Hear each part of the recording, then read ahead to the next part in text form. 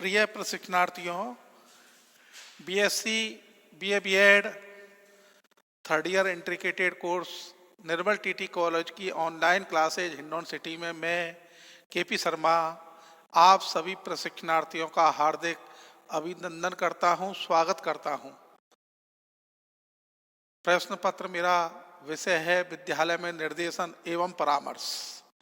विद्यालय में निर्देशन एवं परामर्श इकाई पहली चल रही है, वही फर्स्ट, और इकाई पहली का नाम है निर्देशन अर्थ, प्रकृति तथा क्षेत्र।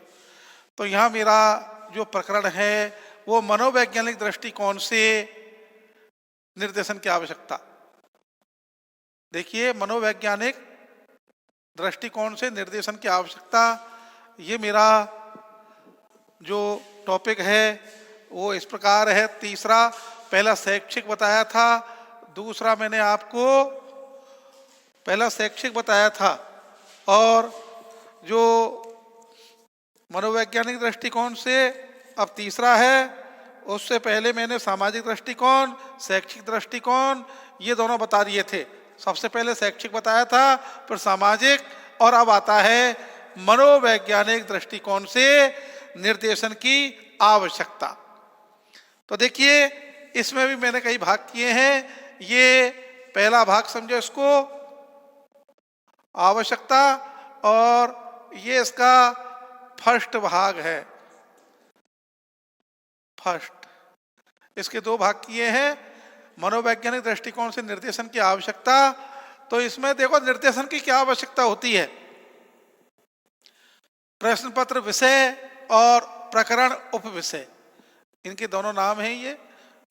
तो मैंने आपको विद्यालय में निर्देशन एवं परामर्श, ये तो है विषय का नाम, और उपविषय प्रकरण मनोवैज्ञानिक दृष्टिकोण से निर्देशन की आवश्यकता, और ये 15वां मेरा वीडियो है, प्रकरण है। तो देखिए, यहाँ निर्देशन की पहली आवश्यकता मैंने शैक्षिक दृष्टिकोण से बताई थी आपको, दूसरी सामाजिक दृष्टिकोण से, और तीसरी आती है मनोवैज्ञानिक दृष्टिकोण से। अब मनोवैज्ञानिक दृष्टिकोण से कौन कौन सी आवश्यकताएं होती हैं, तो सबसे पहले आता है व्यक्तित्व, पर्सनालिटी। व्यक्तित्व के उचित विकास की आवश्यकता होती है, प्रत्येक बालक के लिए होती है, प्रत्येक व्यक्ति के लिए होती है।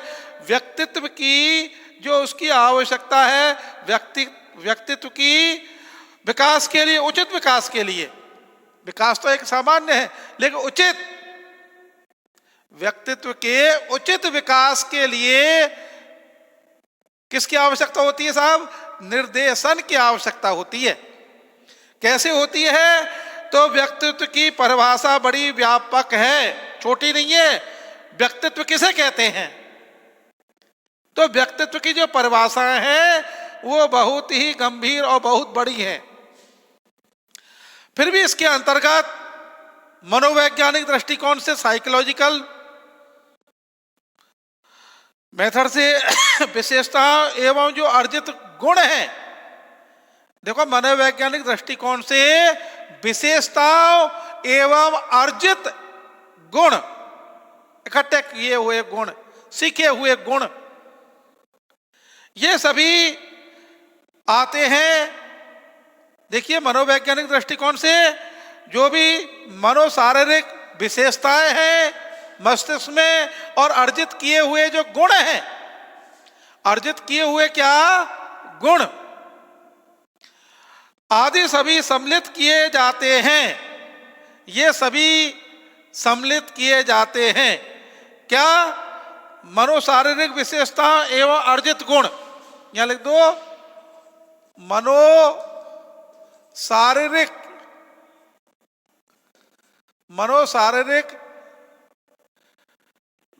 दशाएं, विशेषताएं एवं अर्जित गुण, अर्जित गुण, इन सभी को इसमें सम्मिलित किया गया है। देखिए, मनोशारीरिक जो दशाएं हैं, मनोवैज्ञानिकों ने इन दशाओं को विशेषताओं एवं अर्जित जो गुण हैं इनके लिए इसमें माना गया है। किसमें? व्यक्तित्व के उचित विकास में। व्यक्तित्व के उचित विकास की जो आवश्यकता है वो मनोशारीरिक दशाएं, विशेषताएं, अर्जित गुण, ये तीनों ही आते हैं इसके अंतर्गत। इन सभी को सम्मिलित किया गया है और प्रत्येक बालक के व्यक्तित्व का समुचित विकास, प्रत्येक बालक का या बालक के व्यक्तित्व का समुचित विकास, प्रत्येक बालक के व्यक्तित्व का समुचित विकास करना शिक्षा का एक प्रमुख उद्देश्य है। प्रमुख का देखिए, प्रत्येक बालक के व्यक्तित्व का प्रमुख विकास करना ही शिक्षा का एक प्रमुख उद्देश्य है। समुचित विकास करना ही प्रमुख उद्देश्य है। प्रत्येक बालक के व्यक्तित्व का समुचित विकास करना ही शिक्षा का प्रमुख उद्देश्य है। दोबारा सुनो, प्रत्येक बालक के व्यक्तित्व का, प्रत्येक बालक के व्यक्तित्व का समुचित विकास करना ही शिक्षा का प्रमुख उद्देश्य है।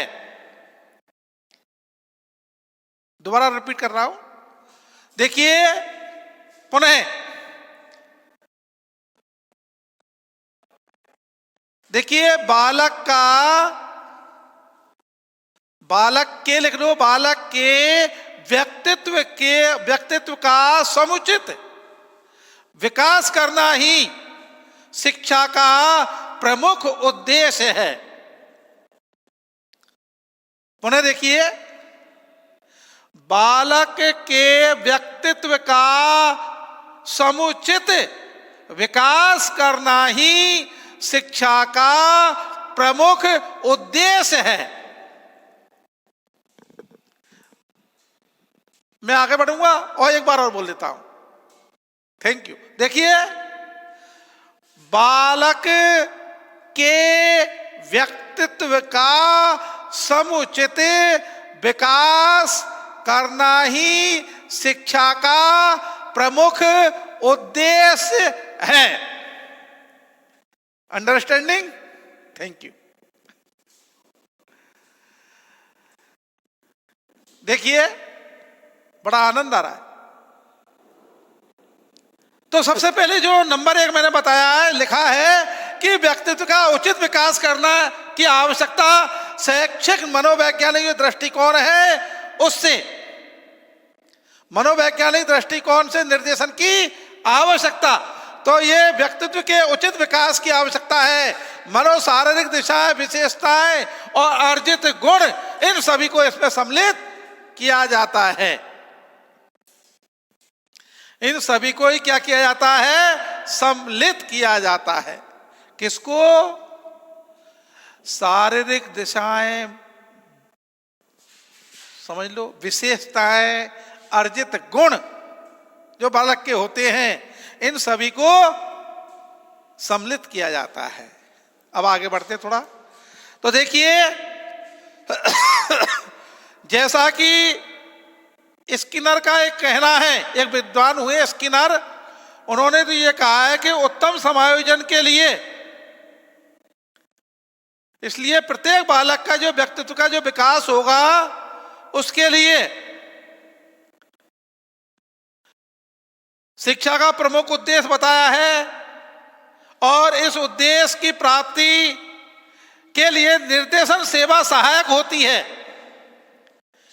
बालक के व्यक्तित्व के सर्वांगीण विकास के लिए निर्देशन सेवा बहुत ही आवश्यक होती है। क्या आवश्यक होती है? निर्देशन सेवा। और अनुवांशिकता के जो प्राप्त गुण है, पीढ़ी दर पीढ़ी अनुवांशिकता के जो गुण हैं, दादाजी से पिताजी पे, पिताजी पे बेटाजी पे, इस प्रकार से नाना नानी के गुण मम्मी, मम्मी पे, ऐसे इस प्रकार से ये वंशानुगत जो गुण हैं वो भी प्रकाश में लाने एवं समाज और व्यक्ति के बीच जो व्यक्तित्व में प्रभावशाली व्यवहार को विकसित करने में निर्देशन बहुत ही महत्वपूर्ण है। दोबारा सुनो, आनुवांशिकता के प्राप्त गुणों को प्रकाश में लाने, नॉलेज में, ज्ञान में, सामने छुपाए नहीं, और समाज और व्यक्ति के बीच, समाज और व्यक्ति के बीच व्यक्ति के प्रभावशाली व्यवहार को विकसित करने में निर्देशन का बहुत महत्वपूर्ण या महत्व है। ये मनोशारीरिक एवं दशाएं के अंतर्गत किया गया था व्यक्तित्व के उचित विकास के लिए। अब इसके बाद में आता है समाज के उचित समायोजन स्थापित करने की आवश्यकता है।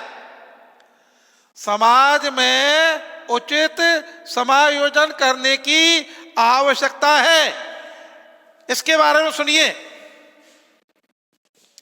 प्रिय प्रशिक्षणार्थियों, देखिए, संसार में प्रत्येक व्यक्ति के लिए उत्तम समायोजन करना, संसार में प्रत्येक व्यक्ति के लिए उत्तम समायोजन करना बहुत ही आवश्यक है, बहुत ही जरूरी है। और समायोजन के बगैर, एडजस्टमेंट के बगैर व्यक्ति का जीवन असहनीय हो जाता है।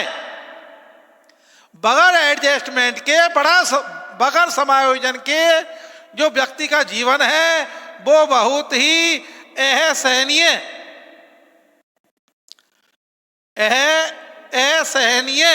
हो जाता है।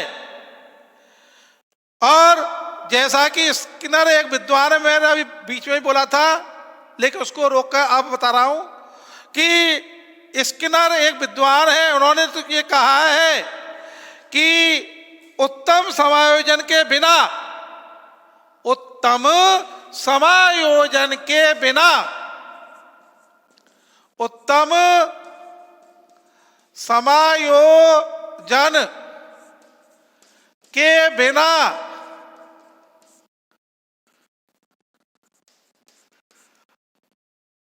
व्यक्ति अपूर्ण है,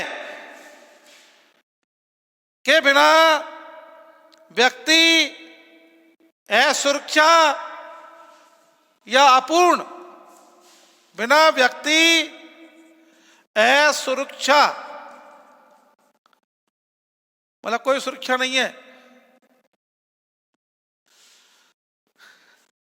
असुरक्षित है, सुरक्षित नहीं है व्यक्ति। और डर, उदासीनता, डर, उदासीनता, ये हो जाता है।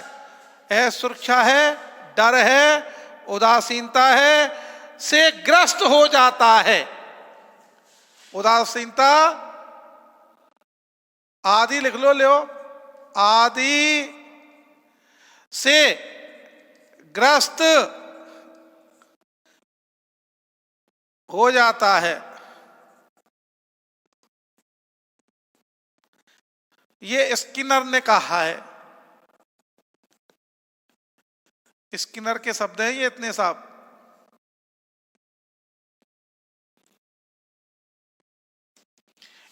कि उत्तम समायोजन के बिना व्यक्ति असुरक्षा, डर, उदासीन आदि गुणों आदि से ग्रस्त हो जाता है। गुण नहीं है, आदि से क्या हो जाता है?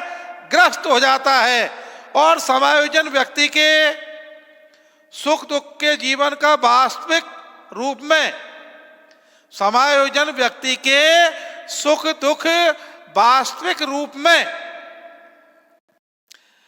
देखने की क्षमता प्रदान करता है, व्यक्ति के सुख दुख के वास्तविक रूप में देखने की क्षमता प्रदान करता है। कौन करता है साहब? समायोजन, एडजस्टमेंट। समायोजन व्यक्ति के सुख दुख में वास्तविक रूप को देखने में क्या करता है? क्षमता प्रदान करता है। क्या प्रदान करता है साहब? क्षमता, ताकत। और अतः शैक्षिक, व्यवसायिक और सामाजिक समायोजन स्थापित करने में निर्देशन सहायता देता है। पुनः सुनिए, अतः शैक्षिक, व्यवसायिक, सामाजिक समायोजन स्थापित करने में निर्देशन बहुत अधिक सहायता देता है। निर्देशन बहुत अधिक सहायता किसमें देता है? शैक्षिक, व्यवसायिक, सामाजिक समायोजन में स्थापित करने में, समायोजन स्थापित करने में निर्देशन सहायता देता है। इसलिए इसकी यहां आवश्यकता है। समाज में उचित समायोजन स्थापित करने की आवश्यकता है। और स्किनर ने कहा है कि उत्तम समायोजन के बिना व्यक्ति असुरक्षा, डर, उदासीनता आदि गुणों से ग्रस्त रहता है। आपका ये हो गया सर, ये हो गया। अब आता है व्यक्तिगत विभिन्नताओं का अध्ययन करने के लिए। देखिए, हर व्यक्ति में विभिन्नताएं पाई जाती हैं, समान नहीं होते हैं। उद्देश्य जरूर समान होता है, लक्ष्य जरूर समान होता है, लेकिन व्यक्ति का व्यक्तित्व अलग अलग होता है। विभिन्नताएं पाई जाती हैं, हर व्यक्ति में विभिन्नताएं पाई जाती हैं। और जब व्यक्ति में विभिन्नताएं पाई जाती हैं तो व्यक्तित्व में भी विभिन्नताएं पाई जाती हैं। व्यक्तित्व में भी क्या पाई जाती हैं? विभिन्नताएं पाई जाती हैं। इसलिए प्रशिक्षणार्थियों, संसार में कोई भी दो व्यक्ति पूर्ण रूप से समान नहीं है। अरे मैं ज्यादा की बात नहीं कर रहा, दो ही समान नहीं है। दो ही व्यक्ति समान नहीं है। व्यक्तिगत विभिन्नताओं का अध्ययन करने के लिए मनोवैज्ञानिक दृष्टिकोण निर्देशन की आवश्यकता होती है साहब। आपने देखा होगा संसार में भाई बहन है, सेम लगते हैं, लेकिन उनमें भी कुछ न कुछ विभिन्नताएं पाई जाएंगी। माजाए भाई, जुड़वा भाई, उनमें भी विभिन्नताएं पाई जाएंगी, समान नहीं होते। संसार में ऐसा कोई भी व्यक्ति नहीं है, दो व्यक्ति बता दो मुझे जो समान हर क्षेत्र में हो। कोई स्वभाव में अंतर है, उसके व्यक्तित्व में अंतर पाया जाएगा निश्चित, 101%। इसलिए प्रत्येक व्यक्ति में विभिन्नताएं होती हैं, समानताएं नहीं होती है। हाँ, उद्देश्य समान होते हैं, लक्ष्य समान होते हैं, लेकिन व्यक्तित्व और व्यक्ति में विभिन्नताएं पाई जाती हैं, ये समान नहीं होते हैं साहब। इसलिए अब प्रत्येक व्यक्ति में असमान कैसे होते हैं, किस कारण से असमानता होती है, तो मैं आपको बताता हूं। देखिए, शैक्षिक, बौद्धिक, व्यक्तित्व, शारीरिक, मानसिक विकास में पर्याप्त अंतर होता है। दोबारा देखिए, प्रत्येक व्यक्ति के शैक्षिक, बौद्धिक, व्यक्तित्व शारीरिक मानसिक विकास में पर्याप्त अंतर पाया जाता है।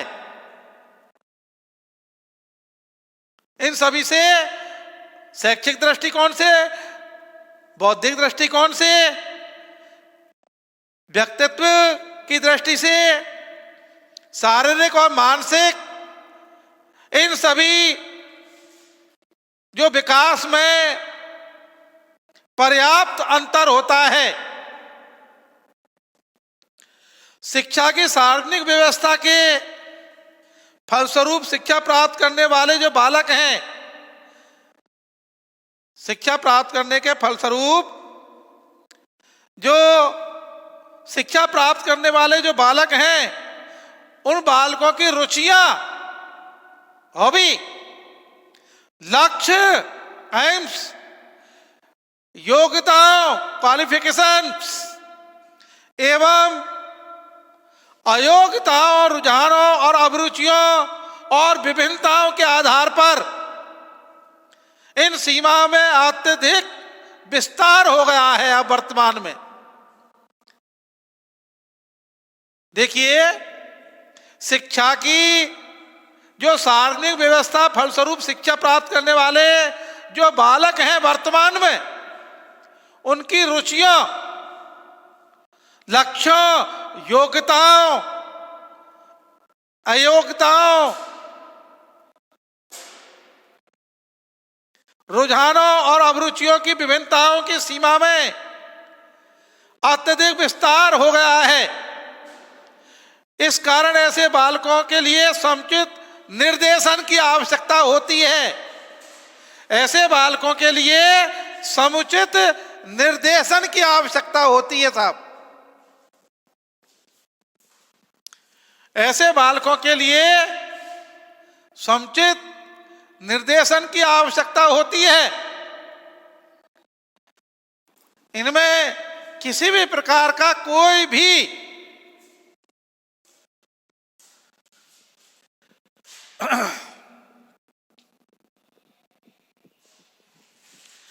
यहां थोड़ा इशारा कर देता हूं, शैक्षिक,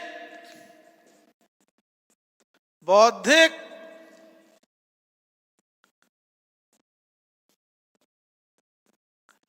व्यक्तित्व, शारीरिक, मानसिक,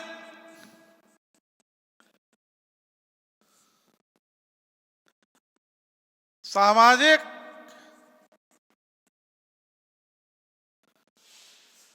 मानसिक, सामाजिक और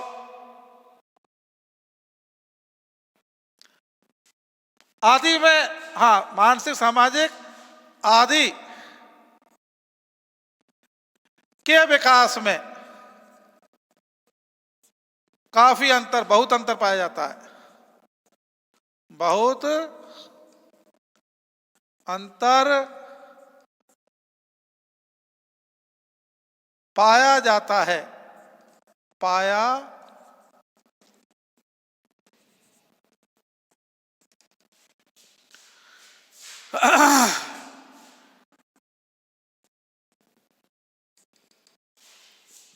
शैक्षिक, बौद्धिक, व्यक्तित्व, शारीरिक, मानसिक, सामाजिक आदि के विकास में बहुत ही अंतर पाया जाता है या पर्याप्त अंतर होता है, या अंतर पाया जाता है या बहुत अंतर होता है, बात वही है। इसलिए शिक्षा की जो सार्वजनिक व्यवस्था के फलस्वरूप जो वर्तमान में रुचियों, लक्ष्यों, योग्यताओं, रुचियों, लक्ष्यों, योग्यताओं, अयोग्यताओं,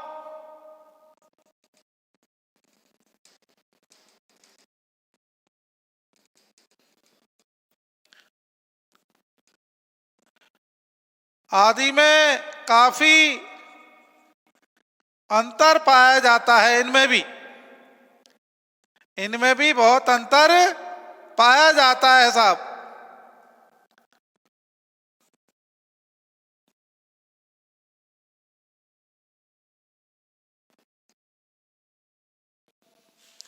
इनमें भी बहुत अंतर पाया जाता है।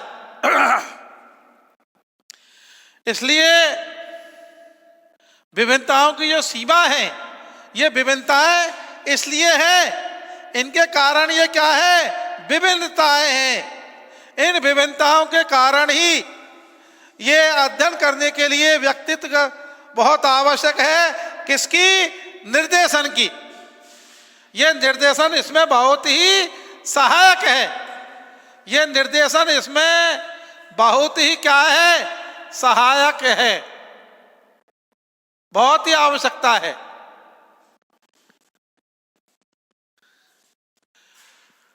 बहुत ही अधिक आवश्यकता है साहब।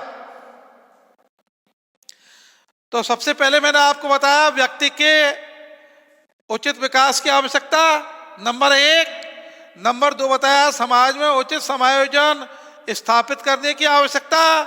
नंबर 3 व्यक्तिगत विभिन्नताओं का अध्ययन करने के लिए मनोवैज्ञानिक दृष्टिकोण से निर्देशन की आवश्यकता होती है। अब नंबर 4 आता है अवकाश के समय का उचित उपयोग करने के लिए। अवकाश के समय का उचित उपयोग करने के लिए भी मनोवैज्ञानिक दृष्टिकोण से निर्देशन की आवश्यकता होती है साहब। तो देखिए कैसे होती है। वर्तमान जो युग है, आधुनिक युग है, ये महत्व है। यंत्रीकरण कलयुग, कली मीन मशीन, मशीनी युग है इस समय।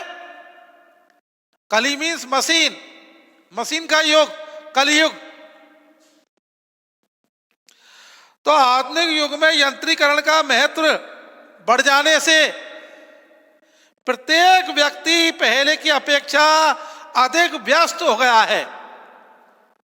पहले की अपेक्षा अब व्यक्ति बहुत अधिक क्या हो गया है, व्यस्त हो गया है।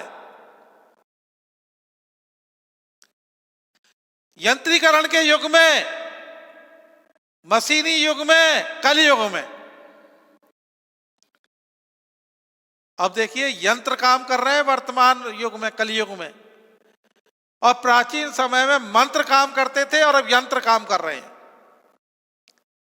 पहले यंत्र नहीं थे, मंत्र थे, मंत्र सिद्धि थी, मंत्र काम करते थे प्राचीन समय में। और वर्तमान समय में काम कर रहे हैं यंत्र, मशीन।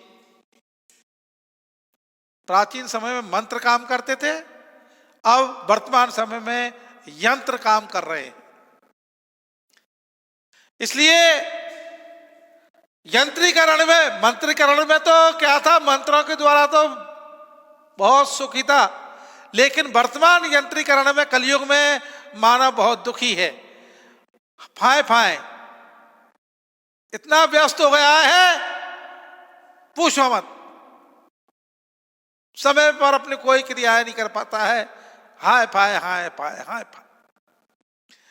इसलिए प्रत्येक व्यक्ति की अपेक्षा अधिक व्यस्त होने के कारण, शीघ्रतापूर्ण कार्य करने के कारण उसके पास खाली समय भी अगर रहता है तो उसका भी उपयोग करता है। खाली समय में भी आराम नहीं करता है। वो तो उसकी बस नहीं चलने, सोता हुआ भी काम करे। हाँ, इसलिए व्यक्ति अपने इन अवकाश के क्षणों का समुचित प्रयोग करने के लिए भी, व्यक्ति को अवकाश के समय का समुचित उपयोग करने के लिए भी समाज, परिवार के साथ साथ अपना कल्याण कर सकता है। ऐसे धार्मिक आयोजन अपने जीवन को सुधारने के लिए, अपना कल्याण करने के लिए, इसलिए प्रत्येक व्यक्ति के लिए समाज, परिवार और साथ साथ अपना कल्याण करने के लिए, आगामी जीवन को सुधारने के लिए अवकाश के समय का उपयोग को बेहतर, अवकाश के समय को बेहतर, श्रेष्ठ बनाने के लिए भी निर्देशन कार्यक्रम की बहुत ही आवश्यकता होती है। समाज परिवार अपने कल्याण के लिए भी अवकाश के समय का सदुपयोग करने के लिए भी निर्देशन कार्यक्रम की बहुत अधिक आवश्यकता होती है। इसलिए अवकाश के समय का उचित उपयोग करने के लिए निर्देशन की बहुत ही आवश्यकता है और अवकाश के समय का उचित उपयोग करने के लिए इस यंत्रीकरण के युग में अवकाश का सदुपयोग करने के लिए समाज परिवार और अपने कल्याण के लिए निर्देशन कार्यक्रम की बहुत ही आवश्यकता है। अब समय की बाध्यता को देखते हुए मैं मेरे इस टॉपिक को यहीं विराम देता हूं और आपके लिए पुनः धन्यवाद, बधाई, थैंक यू।